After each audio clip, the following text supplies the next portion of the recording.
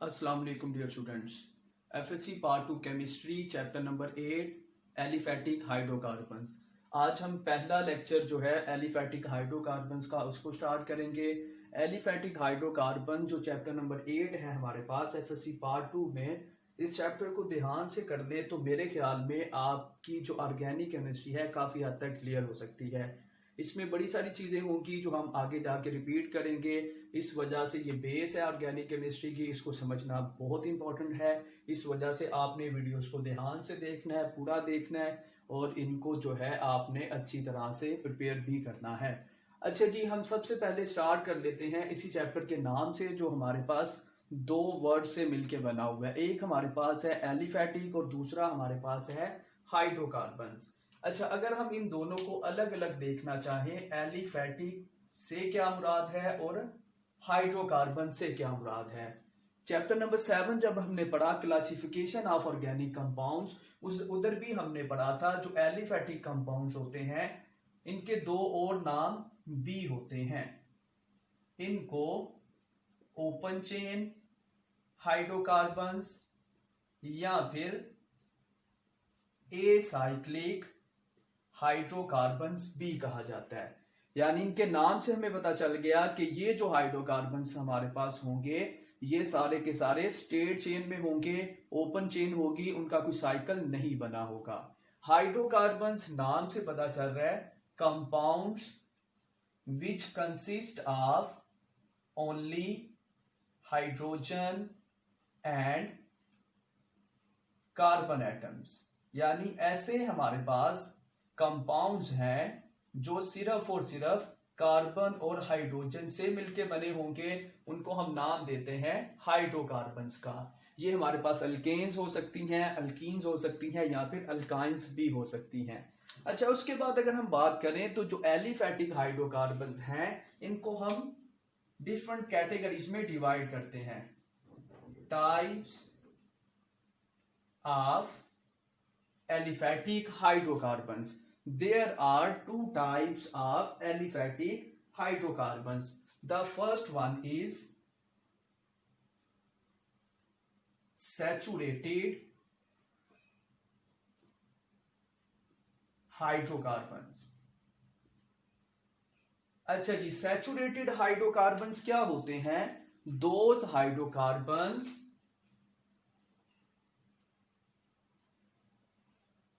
in which the valency of carbon is fully satisfied, या फिर आसान लफ्जों में हम कह सकते हैं कार्बन जो हमारे पास है इसके जो वैलेंसी हमें पता है टेट्रावेलेंट होती है, 4 बॉन्ड कार्बन बना के इसकी वैलेंसी सेटिस्फाइड होती है। फुल्ली सेटिस्फाइड का मतलब यह है कि इसमें मजीद कोई एटम ऐड नहीं हो सकता, क्योंकि इसमें जितने भी हमारे पास बॉन्ड्स बने होंगे एलिफेटिक हाइड्रोकार्बन्स की जो पहली टाइप है सैचुरेटेड हाइड्रोकार्बन्स, वो सारे के सारे सिंगल बॉन्ड होंगे। यानी those hydrocarbons in which the valency of carbon is fully satisfied and it cannot take part any further atom, sorry take up proper अगर इसका लिखे तो। अच्छा जी, दोज हाइड्रोकार्बन जिनमें जो वैलेंसी है वो फुल्ली सेटिस्फाइड होगी और नंबर सेकंड जो है कोई भी इसमें मजीद एटम ऐड नहीं हो सकता, चाहे वो हाइड्रोजन है चाहे वो कोई और एटम है, क्योंकि कार्बन ने जितने भी बॉन्ड बनाए हुए हैं वो सारे के सारे सिंगल बॉन्ड होंगे। अच्छा, अगर हम एग्जाम्पल की बात करें सैचुरेटेड हाइड्रोकार्बन्स में, तो एग्जाम्पल हमारे पास होंगी अल्केन्स। यानी कि जो सैचुरेटेड हाइड्रोकार्बन्स हैं इन सिंपल, ये सारी डिस्कशन से जो चीज सामने आई कि सैचुरेटेड हाइड्रोकार्बन्स के अंदर हमेशा कार्बन जो है सिंगल बॉन्ड के साथ होगी, इसने सिंगल बॉन्ड बनाया होगा। अच्छा जी, अल्केन्स हमारे पास क्लास का नाम है, होमोलोगस सीरीज का नाम है। इसके मेंबर्स की बात करें तो मेंबर्स में हमारे पास मीथेन हो सकती है, फर्स्ट मेंबर ऑफ अल्केन। इसके अलावा इथेन हो सकती है, second member of alkanes, propane, butane and so on. ये हमारे पास सैचुरेटेड हाइड्रोकार्बन की एग्जांपल हो गई। नंबर सेकंड पे अगर हम बात करें तो ये हमारे पास होगा the general formula of aliphatic hydrocarbons. तो इनका जनरल फार्मूला होता है, जो कि एमसीक्यूज पॉइंट ऑफ व्यू से इंपॉर्टेंट है, CnH2n+2। किस तरह से इसको हम जस्टिफाई कर सकते हैं, ये हमें मीथेन और इथेन का फार्मूला बता देगा। देखें जी, हमारे पास मीथेन का फार्मूला होता है CH4 और इथेन का फार्मूला होता है C2H6। अच्छा जी, फार्मूला हमें बता रहा है कि n का जो नंबर होगा, यानी कार्बन जितनी भी हमारे पास होंगी, हाइड्रोजन उसका डबल और +2 उसमें ऐड करना होगा हमें। पहला अगर हम मेंबर देखें तो मीथेन, हमारे पास कार्बन जो है उसमें n जो है it is equal to 1 in methane, ये इक्वल है 1 के। तो 1 का हम डबल कर देंगे क्योंकि H के साथ लिखा है 2n, तो वो हमारे पास 2 हो जाएगा, प्लस उसमें 2 कर देंगे तो वो टोटल 4 हो जाएगा, यानी 1 कार्बन और 4 हाइड्रोजन। सेम इसी तरह से जो सेकंड मेंबर है विच इज इथेन, इथेन में भी यही जनरल फार्मूला है, सारे के सारे अल्केन्स में यही जनरल फार्मूला है। n की वैल्यू हो गई हमारे पास 2, डबल करेंगे तो 4, प्लस 2 कर देंगे तो 6। ये हमारे पास हो गए सैचुरेटेड हाइड्रोकार्बन्स, उनका जनरल फार्मूला और साथ में उनकी कुछ एग्जांपल्स। अच्छा, नंबर सेकंड जो हमारे पास कैटेगरी होती है एलिफेटिक हाइड्रोकार्बन्स की, इसको हम नाम देते हैं अनसैचुरेटेड हाइड्रोकार्बन्स। और अनसैचुरेटेड हाइड्रोकार्बन जो है, इसकी आगे मजीद 2 टाइप्स होंगी, इसमें अल्कीन्स और अल्काइंस दोनों आ जाती हैं। लेकिन अगर हम डेफिनेशन की फॉर्म में कहें तो इसी डेफिनेशन को थोड़ा सा चेंज कर सकते हैं। अनसैचुरेटेड में हो जाएगा those hydrocarbons in which all the valencies of carbon are not fully satisfied, यानी कि नॉट का वर्ड सिंपली हम लिख देंगे। और इधर था it can not take up, लेकिन इधर आ जाएगा it can take up any further atom. वो हाइड्रोजन की शक्ल में हो सकता है या किसी और दूसरे एटम की शक्ल में भी हो सकता है। और अनसैचुरेटेड, जैसे मैं आपको बता रहा हूं, इनको हम फर्दर 2 कैटेगरीज में डिवाइड कर रहे हैं। The first one is alkenes, ये हमारे पास अल्कीन्स हो सकती हैं जो कि अनसैचुरेटेड की ही कैटेगरी में आ रहा है। डिफाइन करना चाहें तो डेफिनेशन होगी द टाइप ऑफ अनसैचुरेटेड, क्योंकि उसी की ये सब टाइप है हमारे पास। The type of unsaturated hydrocarbons in which at least one carbon-carbon double bond is present।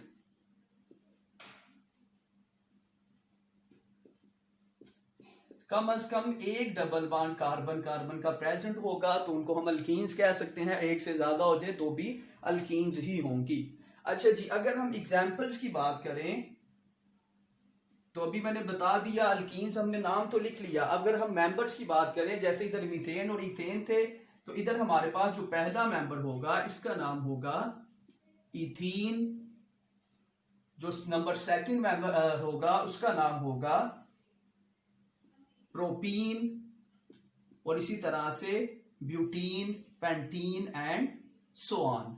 अच्छा जी, अगर नंबर सेकंड पे जैसे हमने इधर भी जनरल फार्मूला लिखा था अल्केन्स का, अगर हम जनरल फार्मूला ऑफ अल्कीन लिखें तो ये हमारे पास होगा which is also important for MCQs point of view, CnH2n+। 2n, यानी कार्बन का जितना भी नंबर होगा हमेशा हाइड्रोजन उसका डबल हो जाएगी। जी इसका फार्मूला लिख के जरा इसको हम देख लेते हैं ये कैसे जस्टिफाई हो रहा है। जैसे कि अगर हमारे पास इथीन हो, अगर हम इसको स्ट्रक्चरल फॉर्म में ही लिख लें तो इसका स्ट्रक्चरल फार्मूला होता है CH2 डबल बॉन्ड CH2, यानी कि हाइड्रोजन हमारे पास 4 है और कार्बन 2 है, यानी कार्बन का डबल हाइड्रोजन हो गई। सेम इसी तरह से अगर हम बात करें प्रोपीन की तो इसके अंदर हमारे पास 3 कार्बन और हाइड्रोजन का नंबर हो जाएगा 6, यानी कि उसका डबल हो जाएगा। इसको मॉलिक्यूलर फॉर्म में लिख लें जैसे मैंने प्रोपीन के लिखा, स्ट्रक्चरल फॉर्म में लिख लें जैसे मैंने इथीन के लिए लिखा, दोनों के लिए दोनों तरह से ठीक होगा। अच्छा जी, अनसैचुरेटेड में पहली तो हमारे पास टाइप हो गई अल्कीन्स। नंबर सेकंड टाइप की हम बात करें तो ये हमारे पास होंगी अल्काइंस। अच्छा जी, जो अल्काइंस है it is again fall in the category of unsaturated hydrocarbons, जिधर हमने लिखा था in which at least one carbon carbon double bond, उधर हमारे पास डेफिनेटली आ जाएगा triple bond. Just double bond को ट्रिपल बॉन्ड कर देंगे, बाकी सारी डेफिनेशन वही होगी। अब मैं डायरेक्ट इसकी एग्जाम्पल कोड कर देता हूं।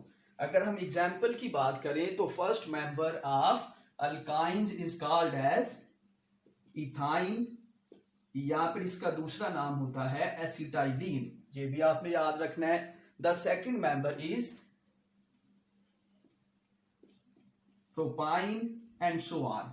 अच्छा जी, लास्ट में अगर हम बात करें इसी तरह जैसे हमने अल्केन और अल्कीन्स के लिए जनरल फार्मूला लिखा for MCQs point of view, तो अल्काइंस के लिए भी हमारे पास जो जनरल फार्मूला होगा वो कुछ इस तरह से होगा CnH2n-2। मतलब क्या हुआ, यानी कार्बन का जितना भी नंबर है हाइड्रोजन का उससे डबल नंबर होगा, सेम लाइक अल्कीन्स, लेकिन उसमें से माइनस हमने करना होगा 2 को। समझने के लिए अगर हम इनका जो है मॉलिक्यूलर फार्मूला लिख लें तो बड़ी आसानी से हम इनको समझ सकते हैं। मॉलिक्यूलर लिख लें या फिर स्ट्रक्चरल लिख लें। चले पहले समझने के लिए अगर हम इथाइन की स्ट्रक्चरल फॉर्म लिख लें CH ट्रिपल बॉन्ड CH, यानी कि कार्बन हमारे पास डबल है, n की वैल्यू 2 हो गई, उसको हम क्या करेंगे हाइड्रोजन को उसका डबल कर देंगे तो 4 हो जाएगा, 4 में से -2 कर देंगे तो अगेन हमारे पास 2 ही बचेगा। अच्छा जी, उसके बाद नेक्स्ट अगर हम बात करें प्रोपाइन की तो ये जो हमारे पास है इसमें नंबर ऑफ कार्बन एटम्स हो जाएंगे 3 कार्बन है, इनका डबल करेंगे तो हमारे पास 6 हाइड्रोजन, -2 कर दें तो 4 हाइड्रोजन। अच्छा जी, ये हमारे पास हो गई types of aliphatic hydrocarbons, saturated and unsaturated hydrocarbons. अच्छा, उसके बाद थोड़ा सा अगर हम इसको नोमेनक्लेचर की बात करें of nomenclature of aliphatic hydrocarbons.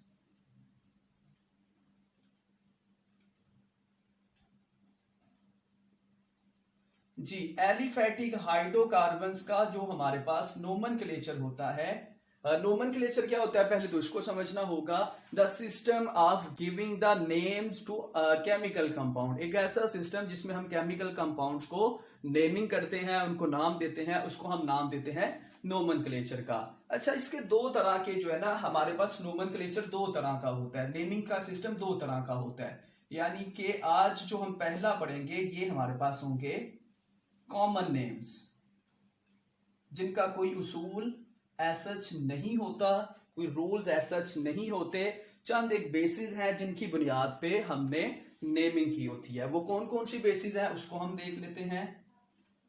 Aliphatic hydrocarbons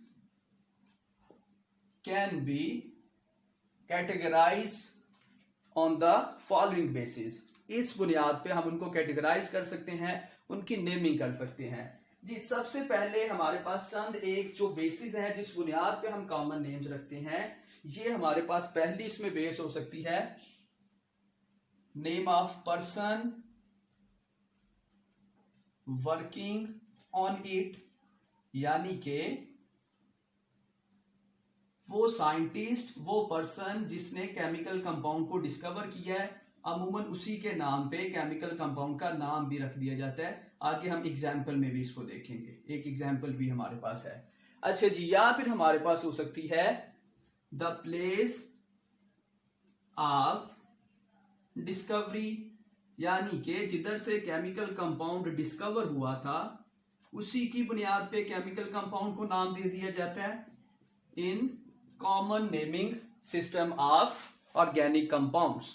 अच्छा, और या फिर हमारे पास हो सकता है द स्पेशल करैक्टर, यानी कि उसके अंदर कोई स्पेशल करैक्टर हो सकता है, या फिर हमारे पास मेथड ऑफ प्रेपरेशन, यानी कि उस केमिकल कंपाउंड को किस मेथड के थ्रू बनाया गया, उस मेथड की बुनियाद पे भी उसको नाम दिया जा सकता है। चंद एक अगर हम एग्जांपल्स की बात करें तो जो हमारे पास फर्स्ट वन एग्जांपल है प्लेस ऑफ डिस्कवरी, जैसे कि सेकंड पॉइंट पे हमने लिखा हमारे पास है मीथेन, जो कि हमने इधर एग्जांपल में भी पढ़ा अल्केन की। अच्छा जी, जो मीथेन है जिसका फार्मूला होता है CH4, it is also known as marsh gas because it was discovered from marshy place, और मार्शी प्लेस कहते हैं दलदली इलाके को। सबसे पहले जो मीथेन है इसको मार्शी प्लेस से जो है ना डिस्कवर किया गया था, इस वजह से इसको जो है ना मार्श गैस भी कहते हैं, जो कि मीथेन का ही असल में कॉमन नेम है। अच्छा, उसके अलावा हमारे पास एक सेकंड एग्जांपल भी हो सकती है, जैसे कि हमारे पास है एसिटिक एसिड, और जो एसिटिक एसिड है इसका जो नाम होता है, एक हमारे पास लैटिन वर्ड है जो कि होता है एसिटम, और एसिटम जो है इसका मीनिंग होता है विनेगर, जिसको हम सिरका भी कहते हैं। और हमें पता है एसिटिक एसिड असल में हमारे पास जो है वो विनेगर ही होता है। एसिटिक एसिड का डाइल्यूट सॉल्यूशन बना दे तो वो विनेगर हो जाता है, जो कि एक लैटिन वर्ड है जो कि हमारे पास एसिटम है उससे डिराइव हुआ था। सेम इसी तरह से जैसे मैंने कहा था पर्सन वर्किंग ऑन इट, यानी जो बंदा उस केमिकल कंपाउंड की डिस्कवरी पे काम कर रहा था, उस पर्सन के नाम पे, उस साइंटिस्ट के नाम पे भी जो है उसको नाम दिया जा सकता है। जैसे कि इधर हमारे पास एक एग्जांपल है बारब्यूटेरिक एसिड,